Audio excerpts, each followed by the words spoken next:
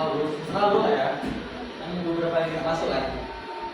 Nah, jadi saya beberapa kali itu beberapa minggu itu saya latihan apa tentang coding dan kecerdasan buatan atau disingkat dengan kakak.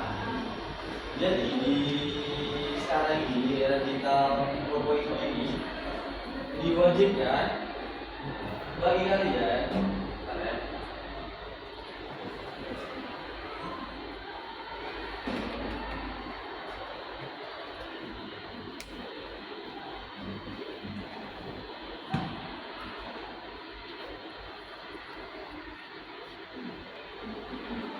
kemampuan digital sangat penting di era revolusi industri 4.0 atau 4.0 dan masyarakat 5.0 di mana teknologi seperti kecerdasan artifisial atau kalian sebut dengan AI,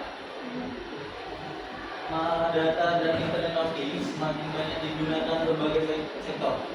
Di saat ini di era digitalisasi, apalagi di serba AI sekarang, banyak sektor-sektor pekerjaan tergantikan. Ada tahu nggak apa aja? Video bisa, apalagi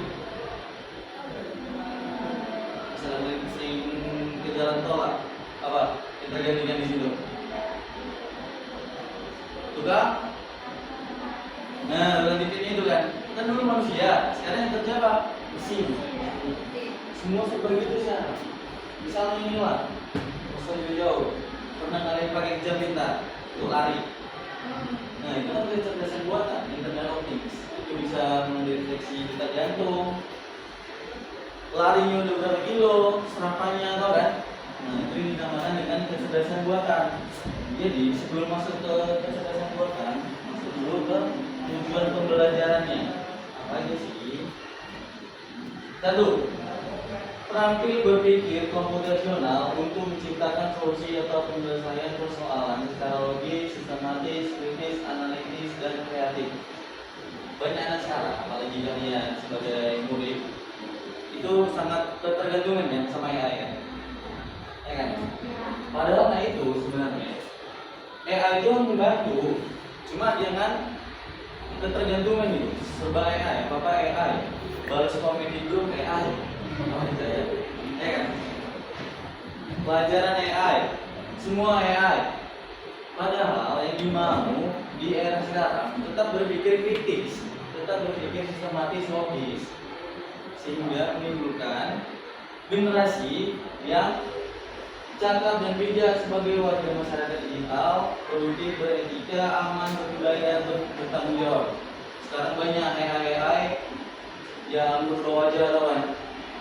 Tahu, dengan fitnah dunia, misalnya dia lagi ngapain, dia lagi aneh-aneh gitu. Kembali ke sana. Maunya itu cakap dan bijak dan harus bertanggung jawab. Itu intinya. Ini kan kita menggunakannya salah. Apa-apa dipakai dengan aneh-aneh, bercanda, padahal itu salah. Dan terampil mengelola dan memanfaatkan data. Jadi data itu yang kosong kita manfaatkan sebagaimana mungkin, sebaik mungkin, sehingga menjadi sebuah produk apapun itu. Dan terampil berkarya dengan menghasilkan rancangan atau program melalui proses coding dan pemanfaatan artifisial. Tadi semua pekerjaan atau program melalui proses coding dan memanfaatkan artifisial atau AI atau kecerdasan buatan. Jadi intinya tujuan pembelajaran kita kali ini selanjutnya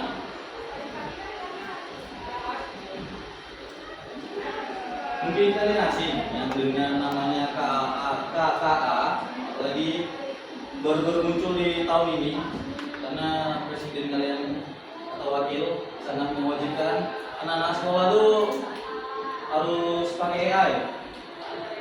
Itu menjadi pas minus sih sebenarnya dari dulu. Sebenarnya anak-anak tuh harus berpikir kritis.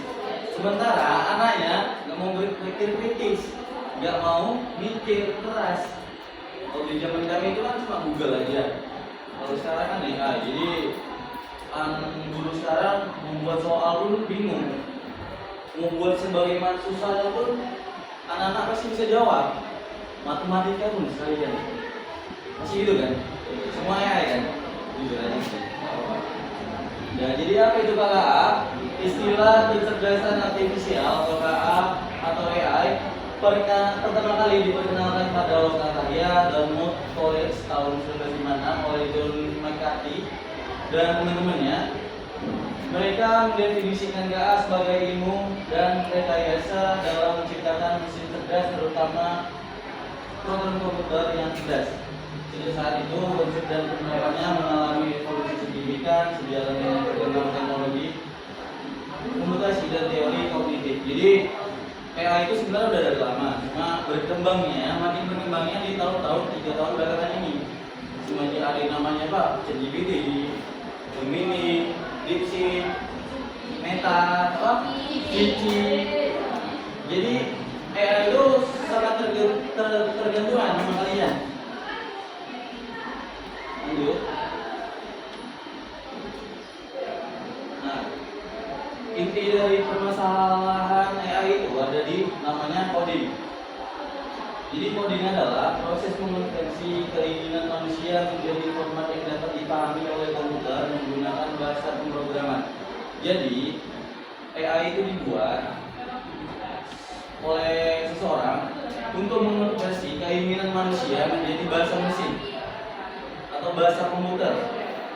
Semua keinginan, semua apapun itu dikonversi menjadi pemrograman yang ada seperti saat ini. Coding juga merujuk pada subaktivitas dalam pemrograman atau pemberian instruksi kepada komputer dalam berbagai bentuk seperti PC, server, perangkat, IoT, robot, dan lainnya yang menerapkan solusi yang dirumuskan melalui berpikir komputasional. Kita sudah pernah belajar kan? Berpikir komputasional. Nah, jadi inti dari semuanya AI itu muncul karena adanya computational thinking dari seseorang atau berpikir komputasional sehingga menghasilkan sebuah produk yang namanya AI atau kecerdasan buatan. Kita lanjut. Penerapan AI di berbagai bidang. Bidang kesehatan, kalian pernah dengar nggak di Amerika tuh banyak stasiun-stasiun kereta di bawah tanah? Itu ada poster, tahu nggak ini? Baby designer, tahu nggak? Nah, dengar. Jadi kita tuh bisa buat bayi yang kita mau. Mau ganteng, mau cantik, itu bisa. Mau tinggi, itu bisa. Di Amerika itu sebenarnya sangat jauh dari Indonesia sebenarnya. Itu sangat bertolak belakang. Apalagi kita mencerminkan budaya dunia yang keagamaan. Itu kan sangat mendahulukan ciptaan Tuhan ya. Dia kan bisa menciptakan bayi yang kita mau, kulitnya seperti apa, nggak punya sakit yang kayak mana, semua bisa kita atur. Bayi yang kayak mana kita mau bisa kita atur. Mana kesehatan, bidang kesehatan, diagnosis penyakit, misalnya MRI, apalagi semua yang ada di rumah sakit sekarang menggunakan yang namanya kecerdasan buatan. Misalnya bidang transportasi, apalagi contohnya apa? Sederhana, Google, aplikasi sederhana Google Maps. Cobalah dulu, bayangin. Dulu nanya rumah, bang, tahu rumah ini bang? Bang, belok ini. Coba sekarang dengan servo. Itu dinamakan kecerdasan buatan. Lanjut lagi di bidang pendidikan. Di pendidikan banyak seperti Google Classroom, atau kan Zoom, WA sekarang bisa.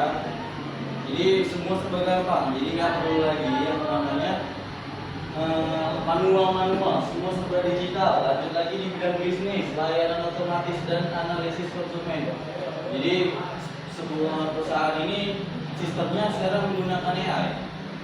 Jadi tidak lagi bersangkut paut dengan manusia. Semua sistem digunakan dengan menggunakan database.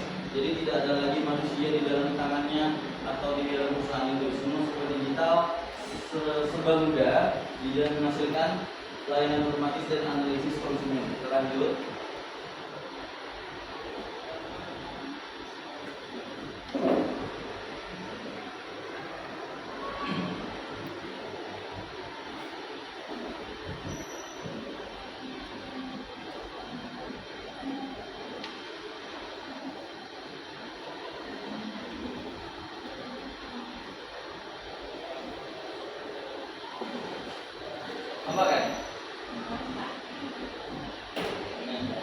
di dalam kecerdasan buatan itu ada pasti sebuah produk ada dampak negatif dan positifnya kan.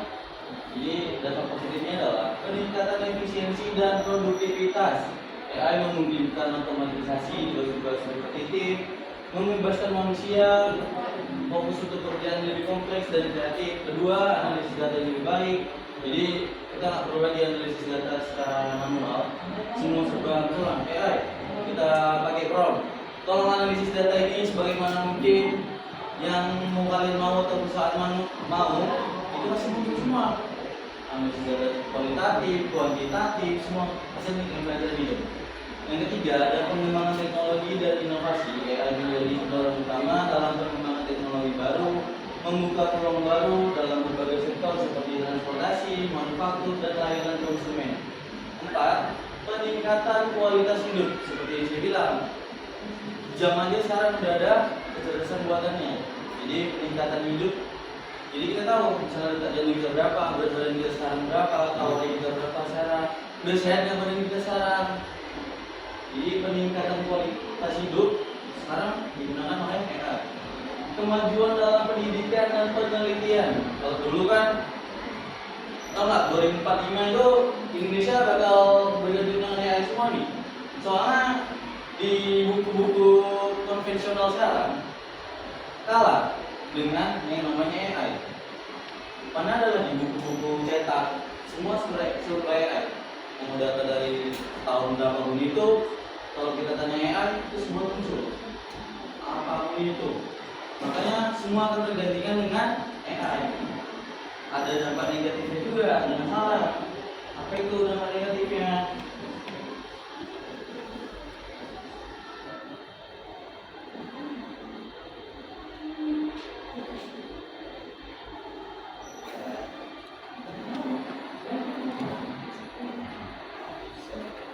Di pengangguran struktural, peningkatan otomatisasi yang disebabkan oleh AI dapat mengakibatkan pengangguran struktural di berbagai sektor pekerjaan. Yang saya bilang tadi. Jadi semua, kalau kalian tidak pintar nantinya, kalian tidak kritis, kalian tidak maju, akan tergantikan semua. Jadi saya bilang haruslah kalian mengikuti yang namanya AI. Ini ya, kita lagi video.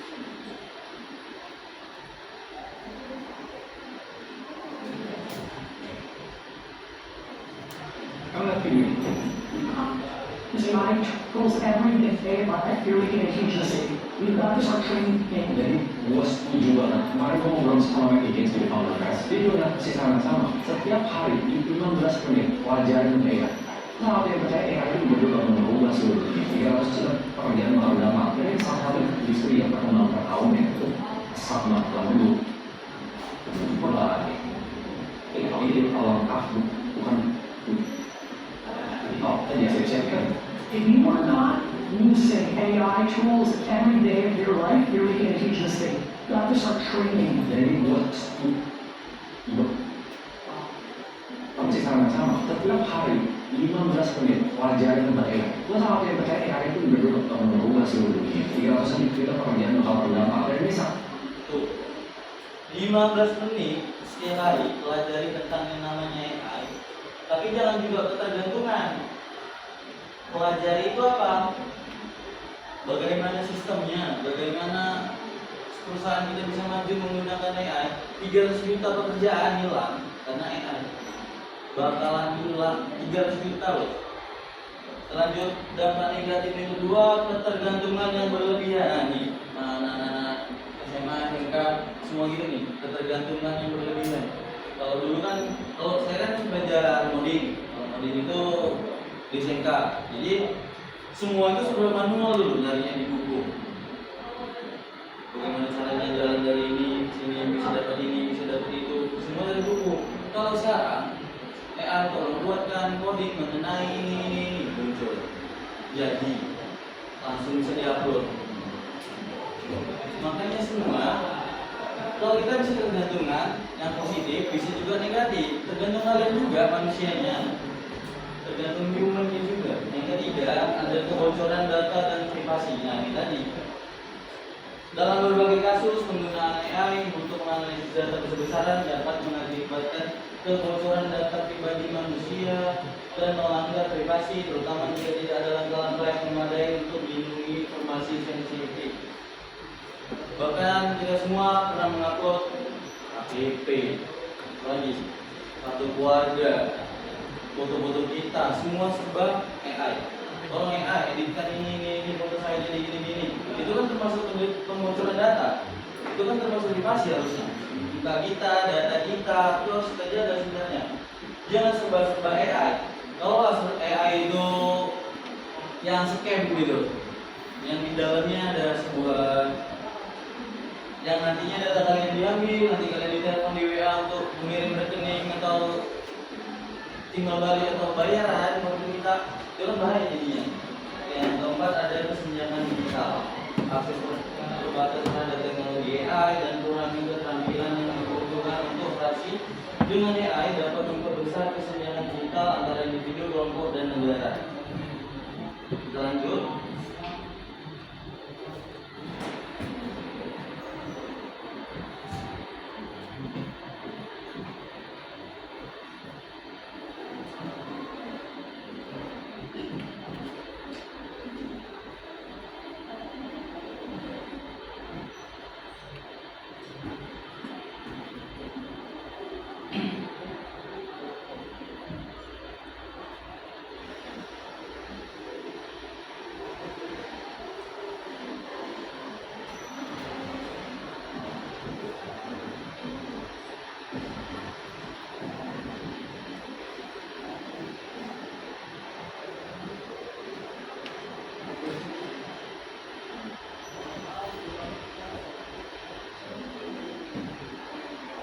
Boleh buka materi sedikit?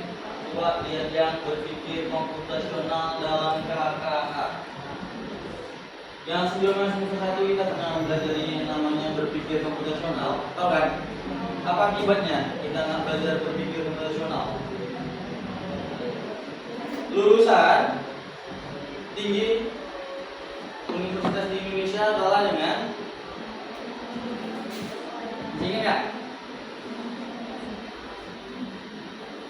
Kalah dengan pekerja lulusan SMA setara di Denmark. Nah, ini kan ya, itulah akibatnya. Bahkan S3 kita aja kalah sama anak SMA di sana. Pekerjaan kita tergantikan ini.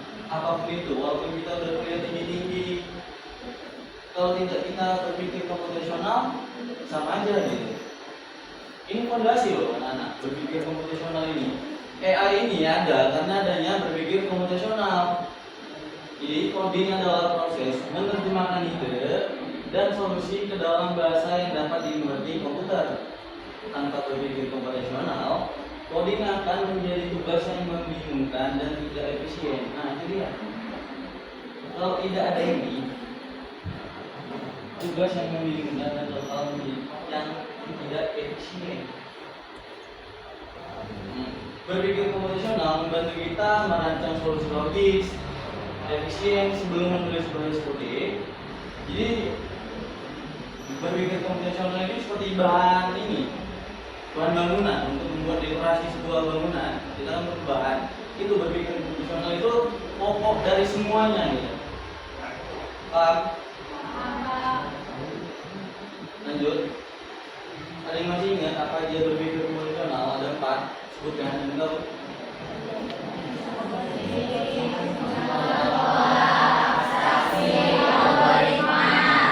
Jadi berpikir komputasional adalah pendekatan sistematis untuk memecahkan masalah. Pendekatan sistematis untuk memecahkan masalah.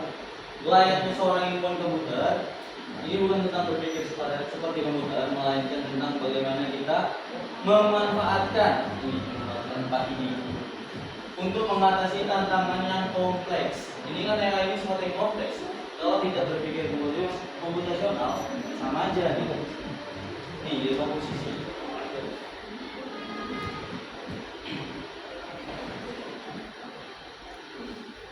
Dekomposisi.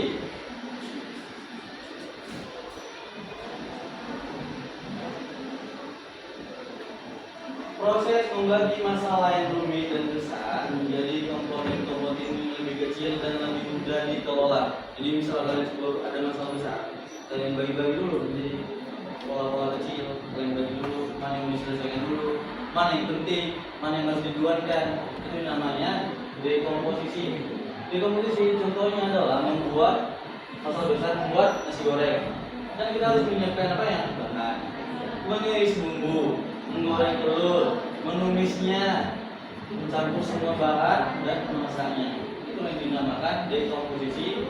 Masalah besar kita bagi menjadi bagian-bagian kecil. Lanjut kedua, pengenalan pola.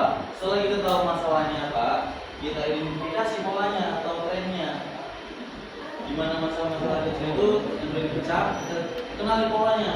Contohnya, saat membuat nasi goreng, langkah menumis bumbu memiliki pola yang sama, panaskan minyak, masukkan bumbu, aduk hingga harum. Pola ini juga bisa dipakai saat memasak mie goreng atau capcay. Kan sama polanya. Jadi bisa digunakan untuk masalah yang lain. Itu dinamakan dengan pengenalan pola. Kita lanjut. Ini nggak ada patokan aturan sebagaimana mungkin ya. Jadi kalian bisa gunakan dekomposisi duluan, bisa kalian gunakan pengenalan pola duluan, bisa kalian gunakan dengan atraksi duluan atau algoritma. Kalau atraksi adalah menghilangkan yang tidak penting. Jadi masalah itu udah ada, kita hapus tuh masalah-masalah yang tidak penting, kita keluarin. Masalah-masalahnya kita ambil yang intinya. Contoh sehari-hari, saat mengendarai sepeda kita fokus pada cara mengayuh, menjaga keseimbangan dan mengerim. Kita tidak perlu memikirkan bagaimana cara kerja detail setiap gear atau bahan pembuat bannya. Kan kita naik sepeda tetap harus mengayuh kan, itu masalahnya kan intinya, tanpa harus memikirkan gear atau bahan pembuat bannya, gimana tiangnya, gimana yang lain-lainnya. Yang terakhir, algoritma. Kita udah belajar kan di kelas. Apa algoritma?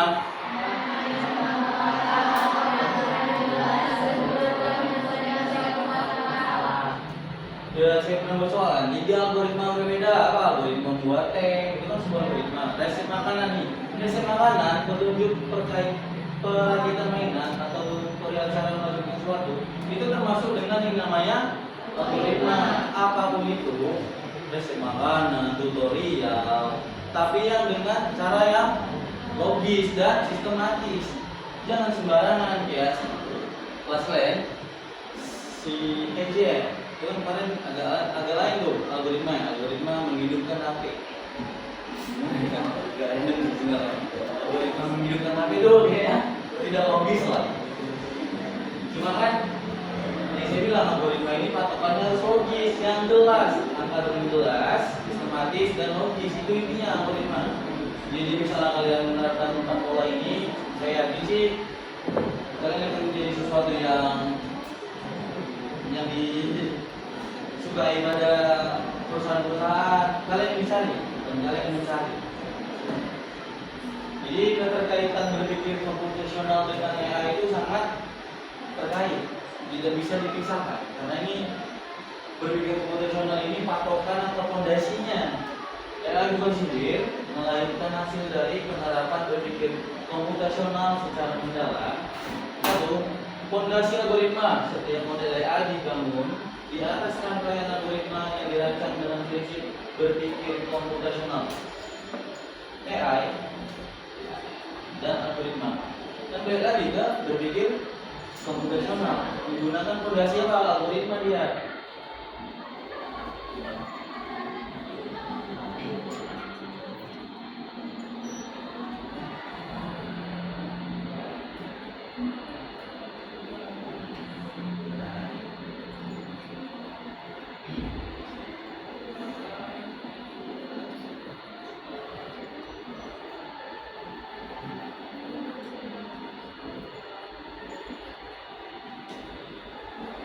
Tolak, AI bukan sihir, melainkan hasil dari penerapan berpikir komputasional secara mendalam. Jadi bukan semata-mata itu AI ada, jadi AI itu diciptakan karena adanya keterkaitan berpikir komputasional dengan AI. Kedua apa? Pengenalan pola, karena ada lagi kan. AI menggunakan pengenalan pola untuk belajar dari data, sebuah konsep inti dari berpikir komputasional. Ketiga, atraksi, kan ada lagi. dalam AI, data kompleks sering diubah menjadi representasi yang lebih abstrak agar mudah diproses. Keempat, ada pengembangan solusi. Berpikir komputasional membantu kita dalam mengembangkan dan mengoptimalkan solusi berbasis AI. Ini ada contoh.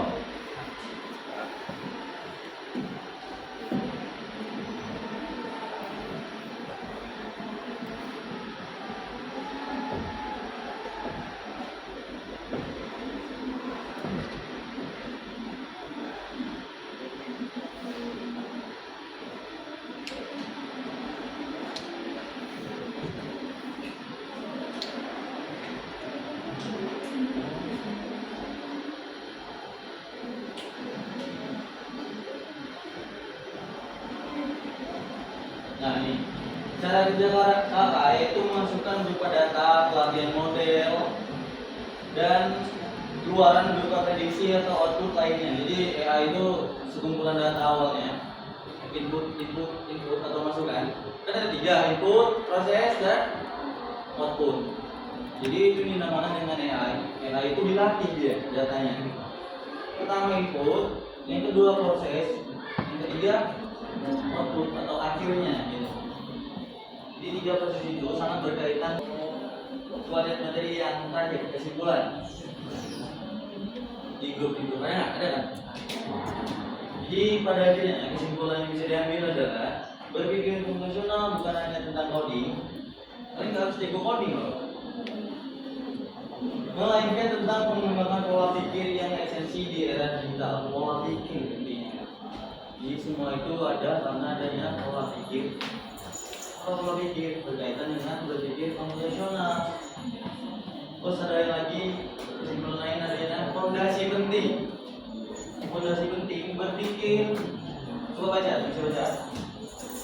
Nah, fondasi penting.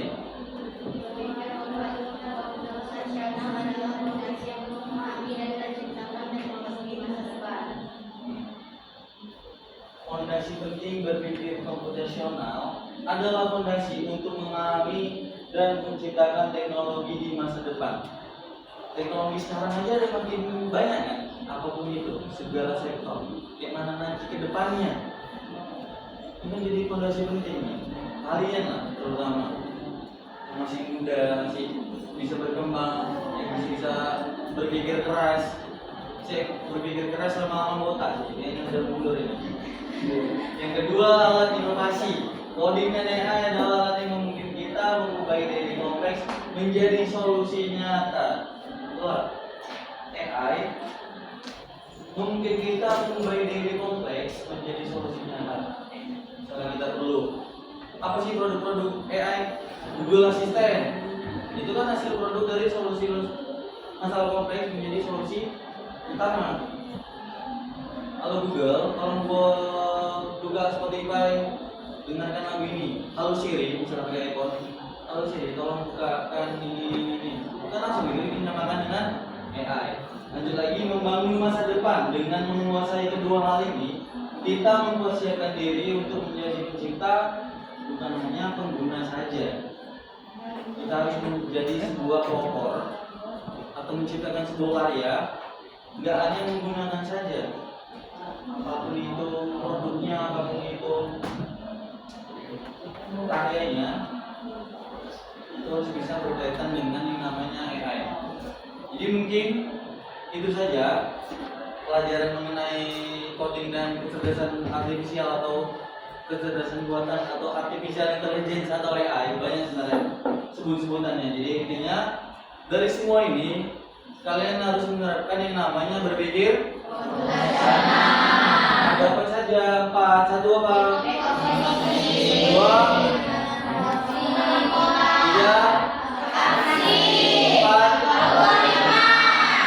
Jadi udah paham kan? Berpikir komputasional itu fondasi akar dari semua masalah untuk menyelesaikannya perlunya berpikir komputasional. Udah paham? Jadi mungkin untuk hari ini sekian. Untuk hari ini kita belajarnya, mungkin minggu depan kita lanjut lagi. Terima kasih. Wassalamualaikum warahmatullahi wabarakatuh. Waalaikumsalam warahmatullahi wabarakatuh.